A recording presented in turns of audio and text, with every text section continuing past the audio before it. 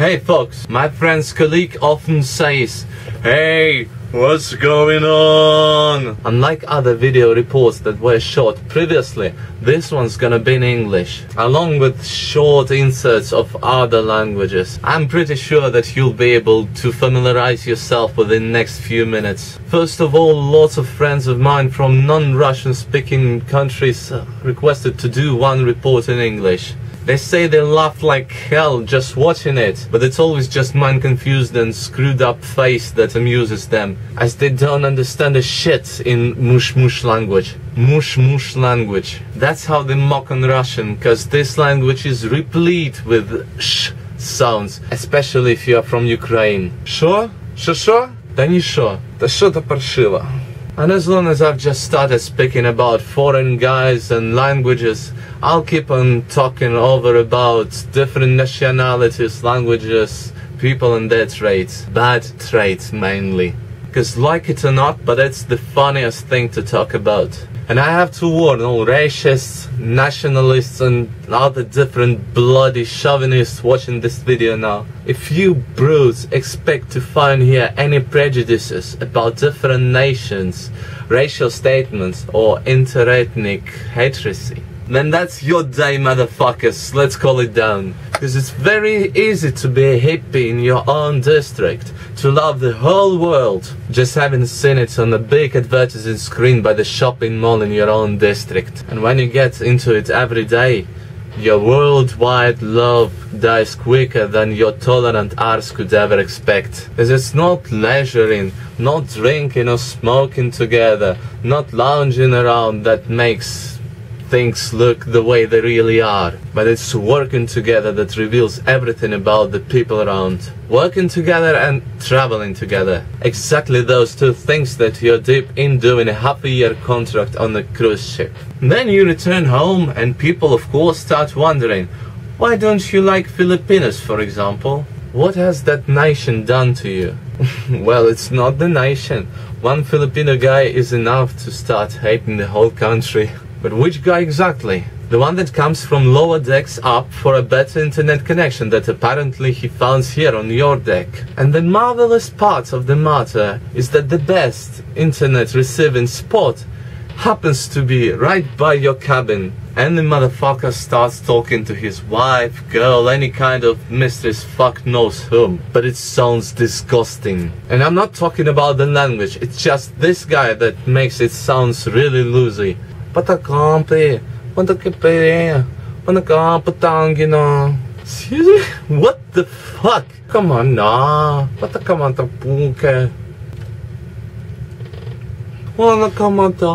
I love you. I love you. What a loser. At some moment you come to the decision that if this motherfucker continues talking this shit for some minutes more, then you'll have to pick up a shotgun, step off your cabin and return the balance of good and evil to this planet. Because there was too much sissy stuff from this arse. Which wasn't fair, that's why. Lots of these motherfuckers snivel their tenderness whenever they can find the Wi-Fi spot. I mean, they're fine in many aspects, but sometimes they try to be so nice and endearing that along with the circumstances around, it just looks ridiculous. For instance, 1 meter height Mare from security department tries to execute her rough duties. Good morning, excuse me, can you please show your card, cause you are not supposed to pass the door 54, so can you please follow this line? Thank you. I'm sorry, which line? Come on, you're just unpersuasive. Or what me brings to an absolute cognitive dissonance is their unofficial religion. Yeah, those bastards who dealt with Filipinos, they know what I'm talking about. Kara fucking oke. These beasts love to sing. And it doesn't actually matter if they can do it or not. It doesn't matter if somebody likes it or not. It doesn't even matter if somebody listens to it or not. It doesn't even matter if they can listen themselves at the same time, because here and there it sounds just horrible. As if the moose is howling in its mating season. And of course, 99% of all songs are so sugary, sickly sweet, where they start praising their broken love. and it looks extremely funny. For example, when he sings and there is a National Geographic video on the background where the crocodile is eating some other animal.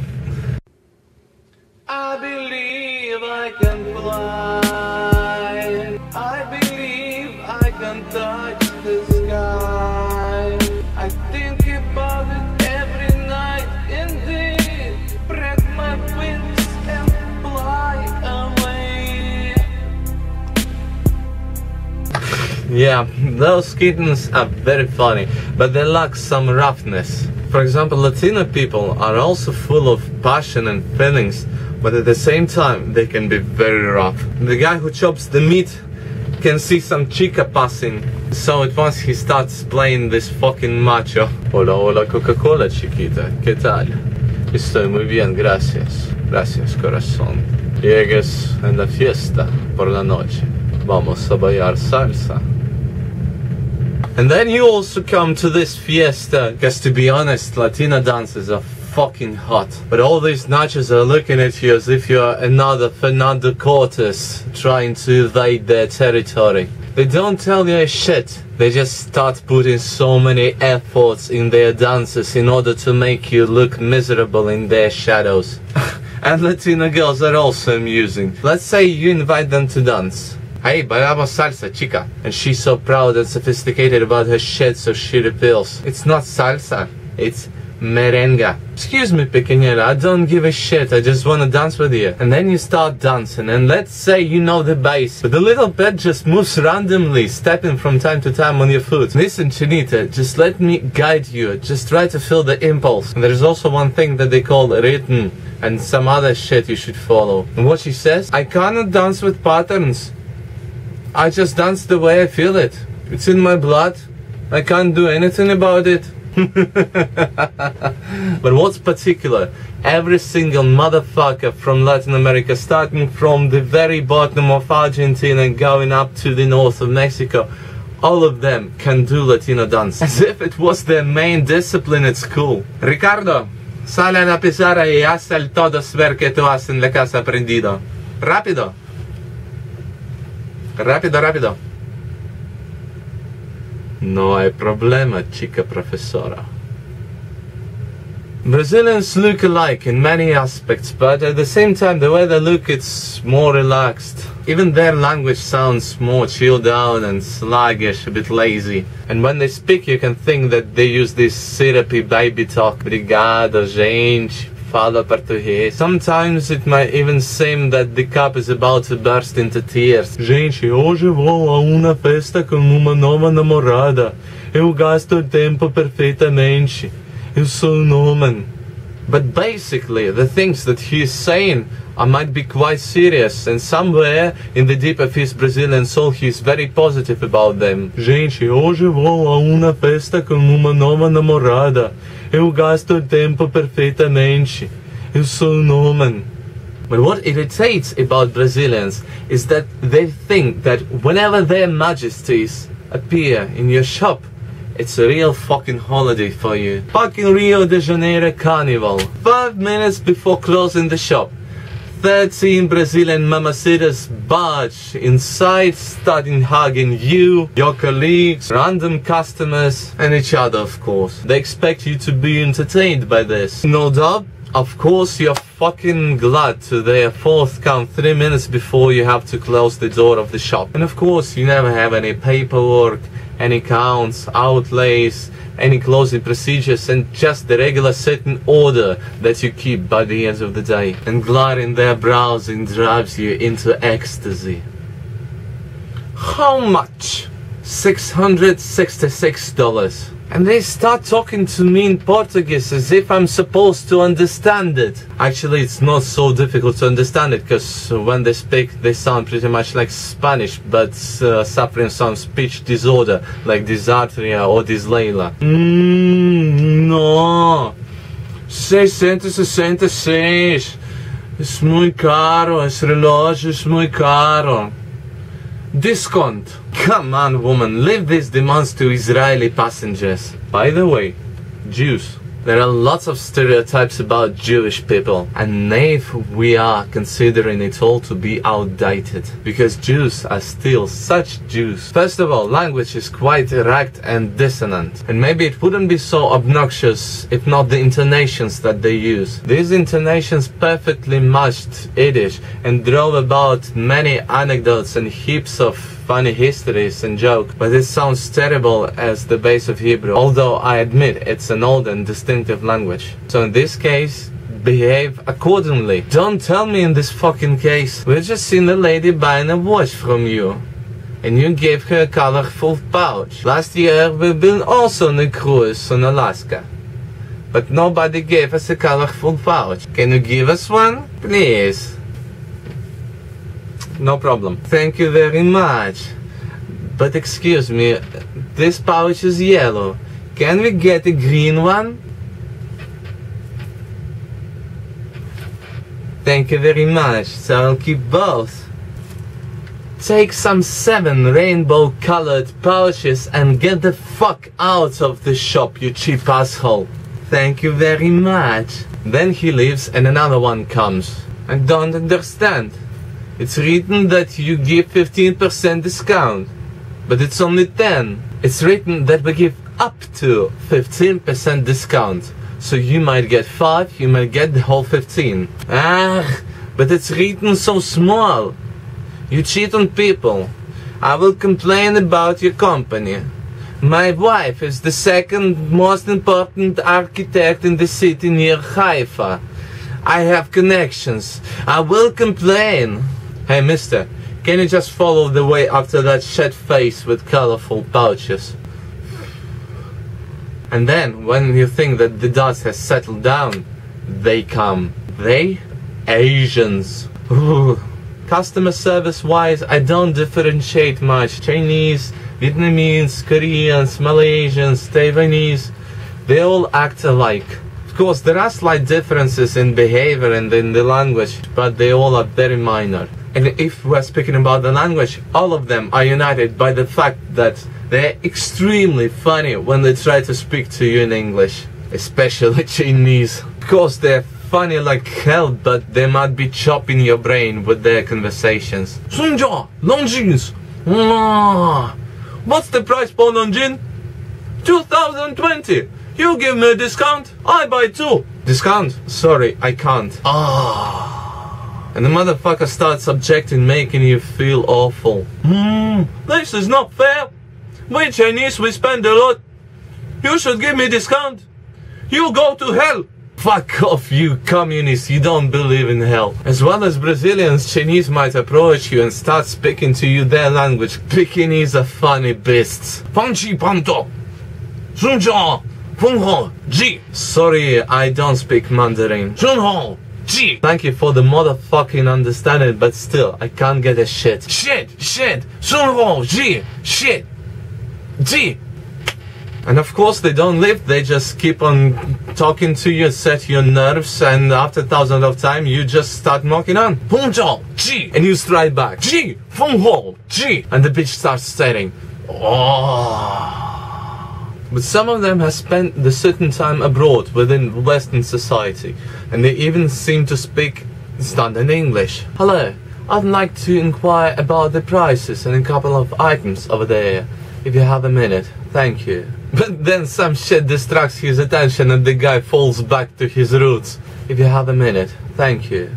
Yes, if the price is good, I will buy 2. And same assholes who have seen a bit of a Western world. Let's say they did a couple of cruises on American lines. They try to act American. For example, making same stupid jokes. An American would be very proud and the whole his family would consider him to be another fucking Eddie Murphy if he says some shite and laughs after. Hey, busy day today. Gonna tell your manager to give you some time off. Hey, what's up, buddy? Feeling tired? Too much partying last night? And of course, their favorite. So, what do we have today for 100% off? And you are staring at him. In Chinese, they try to copycat this shite, but their English is not fluent and it sounds just ridiculous. Hey, what do we have today for big discount, big sale? And the only thing you can do not to let this evil spread after is not to answer this question as if it never sounded. And then, when you think that Chinese left, Indians come. They always come in groups, motley dressed, with their proud faces and the hair laid back, a bit frowning. One might even think that this is the actual embodiment of Oriental self-possession, composure, but the guys absolutely lose themselves when they start to speak. I don't know what it is all about. At some moment you start worrying that their heads will slip off their shoulders. I would like to buy some jewelry, but it has to be a real gold. What's this? Don't tell me I have to pay for this. I'm not that damaged. In Mumbai, I would pay $2, and then he starts showing you his 3-kilo golden chain on his neck. But what's particular about all Asian people? If one person comes and somehow buys something, because most of the time they're, oh no, thank you, we're just looking. So if one person comes and buys something, then in half an hour you're gonna have the rest of all their delegation that came here to buy same shite. Unlike them, Americans are more concerned. I need to talk to my wife before buying it, but thank you very much, I appreciate this. Come on, dude. You've been just looking at a $50 watch for your uncle. Do you really believe that your wife's gonna cast some light upon this dilemma? Actually, the whole way people think is different. They like to play this cause and effect relations. Here and there they play this fucking identification guides. They adore to build these logical chains and to take these rational decisions. But a bit less than often they have no brains. May I see this square watch with a black face?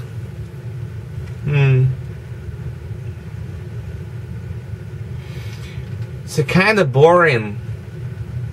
It's very plain, and the black face is difficult to read. Can I see another one? Yes, certainly. Same like the previous one. That's what I'm saying, it's boring. Ma'am, what about the gold tone watch with white face and diamonds? I love diamonds. I have 5 watches at home with diamonds. I really like this one. May I see it? Thank you. So cute. But it's gold and it's too dressy. It's full of diamonds. It's too much sparkling. I don't need sparkles. Fucking hell, don't tell me that 5 minutes ago you had no clue that diamonds are meant to sparkle. And apart from all, I already have 5 watches with diamonds back at home. Thank you very much, I appreciate this. And of course, the existence of other 5 watches with diamonds didn't disturb you before you started trying this one. English people are more put into frames, but at the same time, they don't act that stupid. Americans are more emancipated and relaxed than Brits. For instance, it can be only American guy whom you can hear in the public toilet. You can sit in your cabin and hear this motherfucker bursting into the bathroom. Hey! Fucking shit! The cabin! Close! And this! Open!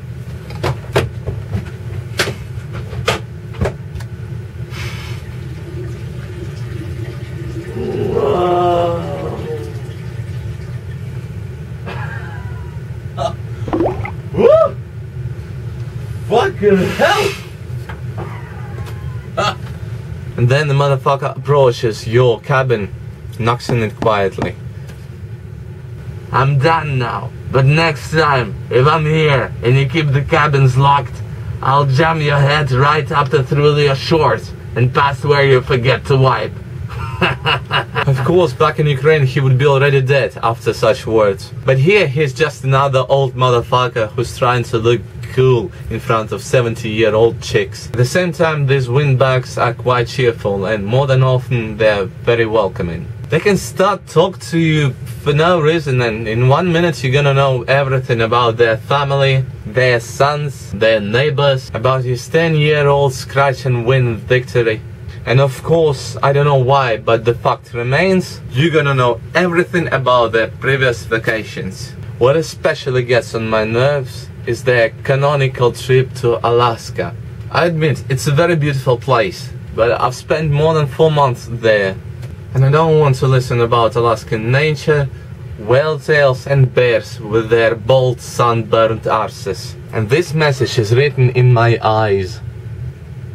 But Americans can't read this device. So returning to the subject of English people, they are more reserved, they're calmer. Even when they swear, they do it with a great bump of tranquility. You can't use this hallway, sir, it's under the mountains. If you can just keep to the right and here. Lovely, thank you. So you walk off, but you can hear this brick behind your back grumping. Dirty dishwater blonde bastard. Get the fuck out of England. You dump. I'll be leaving in a week. Me, it's not a problem. But what are you gonna do with millions of Chinese, Turkish and Indians that are gonna stay? Go and talk to them, smartass. In the aspect of work in the customer service, one thing can be said for sure. And it's not only my personal experience. It's fucking axiomatic. Attention, you can blow up your brain trying to explain something to Chinese. Or you can listen to Filipino buffoonery. You can memorize hundreds of senseless life stories from Americans. You might be bored with Italians showing off when in every word they try to remind you that they are Italians. Che cazzo. No amount of breast beating or hair shirts will alter the fact. My people are the worst clients to deal with. Saying my people, I mean both Ukrainians and Russians, because I'm both. They can fuck your brain more than all of the above mentioned taken together. Maybe the reason is that I lived my entire life within them, and I'm fed up with this